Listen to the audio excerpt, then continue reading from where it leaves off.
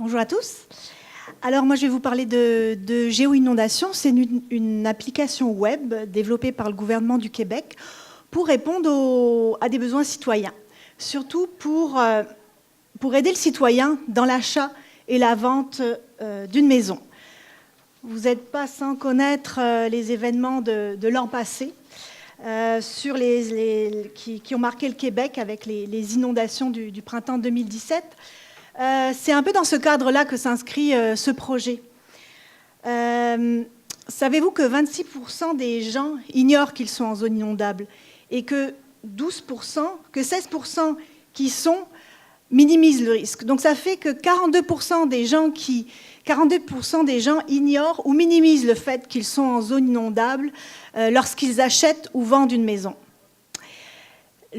Suite aux événements de l'an dernier, le gouvernement, à travers le ministère de l'Environnement et le ministère de la Sécurité publique, ont organisé différents forums pour comprendre un petit peu ce qui s'était passé, échanger là-dessus. Et là-dessus, les citoyens se sont exprimés et on souhaitait avoir accès à de l'information sur les zones inondables. Le Premier ministre également a dit que serait mis en place une cartographie, que serait mis à jour plutôt une cartographie des zones inondables et a indiqué qu'il souhaitait rendre ce document largement disponible. Donc la notion d'accès à l'information, ça s'inscrit de manière plus large dans des engagements du gouvernement du Québec, notamment dans la stratégie numérique, la stratégie numérique, la stratégie d'optimisation des communications numériques. En fait, dans ces stratégies-là, qu'est-ce qu'on dit? On dit simplement que on veut, en tant que gouvernement, être plus transparent vis-à-vis du gouvernement, rendre l'information plus facilement accessible, en données ouvertes. On veut que cette information qui est produite au niveau gouvernemental soit valorisée. On souhaite mettre en place plus de collaboration entre les ministères et organismes, mais aussi avec le milieu municipal. On souhaite que le citoyen, lui, s'implique plus participe plus au niveau de la prise de décision. On souhaite innover et évidemment, on est en 2018, là, passer à la mobilité. Alors, ce projet GeoInondation s'inscrit dans ces engagements-là. Il vise à offrir aux citoyens les principales informations géospatiales existantes et disponibles sur les zones inondables et l'historique des zones inondées. C'est un projet, un partenariat de 4 ministères, le ministère de la Sécurité publique, le ministère des Affaires municipales, le ministère du Développement durable, de l'Environnement et de la lutte contre les changements climatiques et le ministère des Ressources naturelles. On souhaitait poser ainsi les bases d'une collaboration gouvernementale en vue de valoriser et diffuser l'information géospatiale en lien avec les inondations. L'objectif que se sont fixés les partenaires, enfin les objectifs, les exigences, étaient de 4 ordres. Le premier, c'était d'avoir une solution qui soit orientée utilisateur. Donc ça veut dire qu'on voulait qu'elle soit prioritairement développée sur mobile et que tout au long du développement, les partenaires s'attachent à ce qu'on développe une interface qui soit simplifiée, c'est-à-dire compréhensible, adaptée aux besoins des citoyens et pas, les citoyens ne sont pas des spécialistes en géomatique, donc ils puissent comprendre facilement l'information qui est diffusée.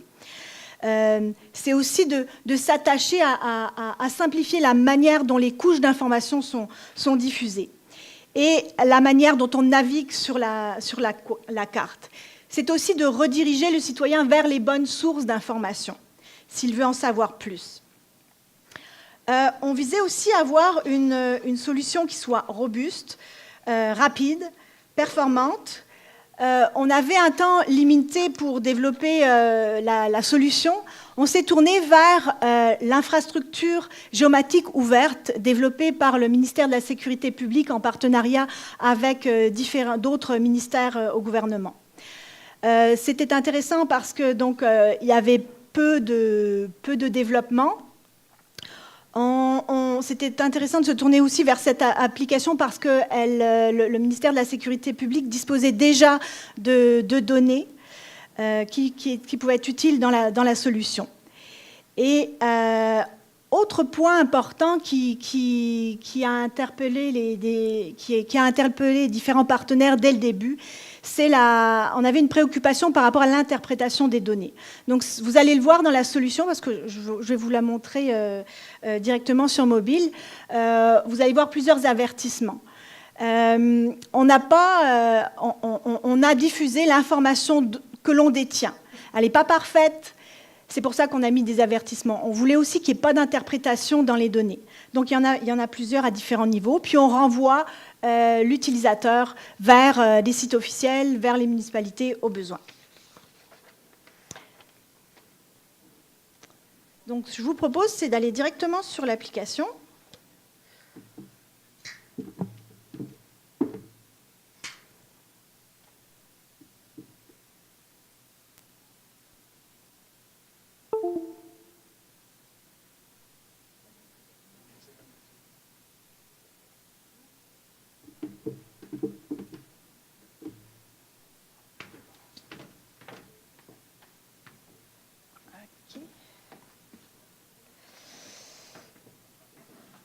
Alors, quand on entre sur l'application, vous avez l'adresse, il y avait l'adresse dans la diapo précédente, c'est simplement geoinondation.gouv.qc.ca.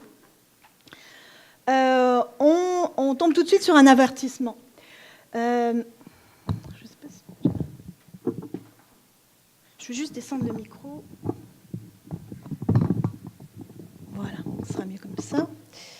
Donc, on tombe sur un avertissement, c'est pour indiquer que c'est pour distinguer en fait l'application géoinondation de la solution qui s'appelle Vigilance, développée par le MSP, qui, elle, vise à informer le citoyen en période de crue, en période d'inondation. Géoinondation a un autre objectif, comme je vous le disais au début, c'est plus pour informer le citoyen sur l'achat ou la vente d'une maison, savoir sur ce qu'il veut acheter ou vendre, est-ce qu'il est ou pas en zone inondable, quel est l'historique de l'information à ce niveau-là. Donc, on a un avertissement à ce sujet-là. C'est aussi pour informer le citoyen qui est en situation de crise, de lui dire tu es inondé, tu as un problème, géoinondation va pas t'aider à ce niveau-là. On te renvoie plutôt vers ta municipalité, voire vers, si ta vie est menacée, vers le 911.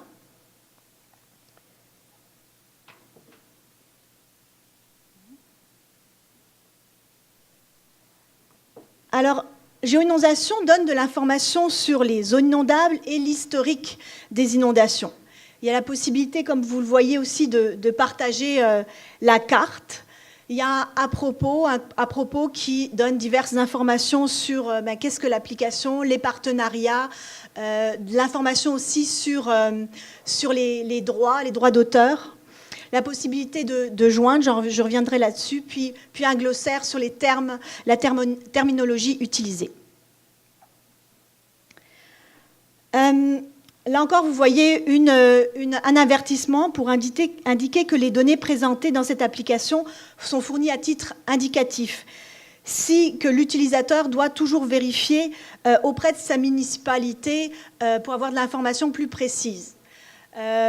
L'information précise est effectivement contenue dans les documents de zonage des municipalités, soit avec des codes de crue, soit par des cartographies de zones inondables. Géoinondation présente en fait, on va prendre un exemple.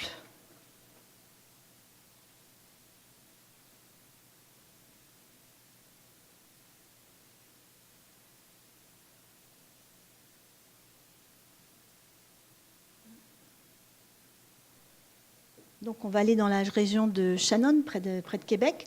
Donc là, on a vous voyez, on a la petite pin orange, c'est la localisation de l'habitation. On a je vais afficher oups, non, c'est pas ça que je vais faire. On a en bleu, il y a deux bleus, il y a un bleu, on va dire, un peu plus foncé, ça c'est le cours d'eau. Un bleu pâle, c'est les zones de grand courant, donc ça c'est la cartographie des zones inondables. En rouge, c'est les zones de faible courant. Les zones de grand courant, faible courant, c'est les 0-20 ans et 20-100 ans de zones à risque d'inondation basées sur des statistiques, sur des historiques des zones inondées. On a, donc on voit que, ben là j'ai modifié, on va revenir sur notre habitation. Donc on voit que cette habitation à cette adresse-là, on est en dehors des zones inondables, mais on est dans ce qu'on appelle le PPAT, qui est le portrait provincial d'aménagement du territoire. Ça, c'est une couche d'information détenue par le ministère des Affaires municipales qui intègre les schémas d'aménagement. Volontairement, vous voyez, on a comment dire, les schémas d'aménagement, le zonage des schémas d'aménagement n'est pas aussi découpé, mais on a volontairement modifié les limites afin d'indiquer aux citoyens que sa maison peut être potentiellement en zone inondable, mais qu'il ne s'agit pas de l'information la plus à jour. S'il veut de l'information plus à jour, il faut qu'il consulte sa municipalité. C'est pour ça qu'en bas, il y a la possibilité d'afficher donc l'information sur... là, on voit que l'habitation qu'on vise, elle est en zone de faible courant, qu'elle est dans la MRC de la Jacques-Cartier, la municipalité de Shannon, et que s'il veut avoir plus d'informations, qu'il consulte le site de la municipalité. On a les coordonnées de la municipalité, courriel et téléphone. On voit aussi que si on essaye d'aller plus loin, on a volontairement limité l'échelle au 1/5000e. Ça, c'est une contrainte qui avait été demandée, c'est un élément qui avait été demandé par le ministère de l'Environnement et le ministère des Affaires municipales qui ne souhaitaient pas voir afficher cette information à plus petite échelle pour éviter les fausses interprétations.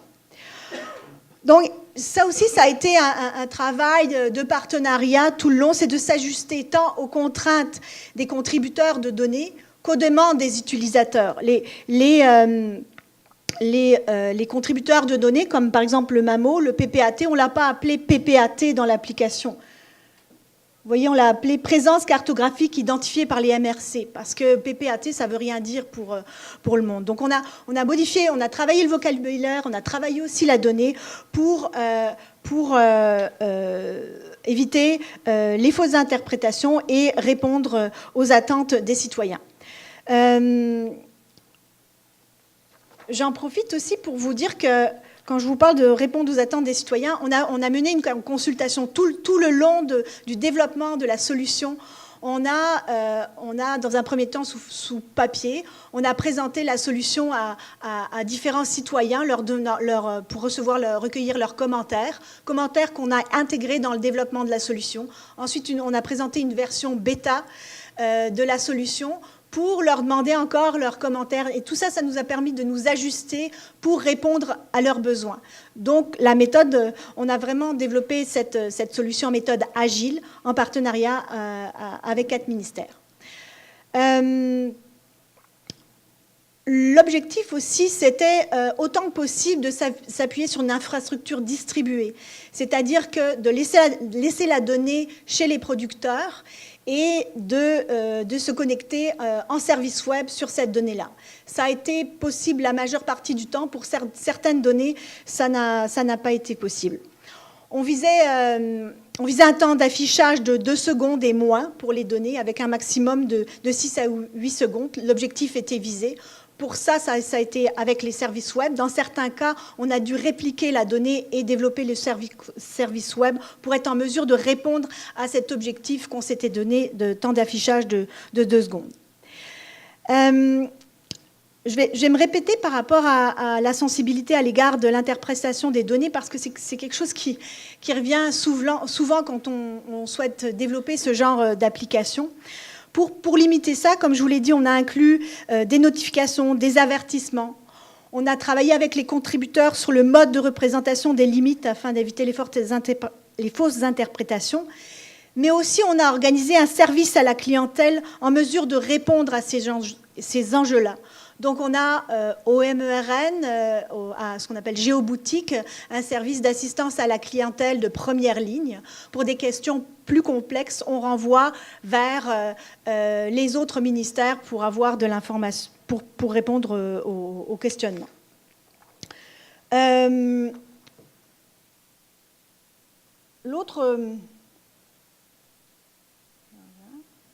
L'autre couche d'informations que l'on a dans Géo-Inondation, ce sont l'historique des inondations. Donc là, on va aller dans une autre région. On va aller à Gatineau. Là, sur ces couches-là sont affichés les événements d'inondation de 2011, 2017, 2018, etc., qui appartiennent en fait au ministère de la Sécurité publique. Les cercles que vous voyez là, ce sont en fait des regroupements. On a regroupé les événements pour que ça soit plus facilement lisible sur la carte. Pour chaque événement, alors, là, on a la légende. L'icône que vous voyez, on dirait un feu, mais en fait, c'est une maison au bord de l'eau. On a de l'information qui s'affiche lorsqu'on clique.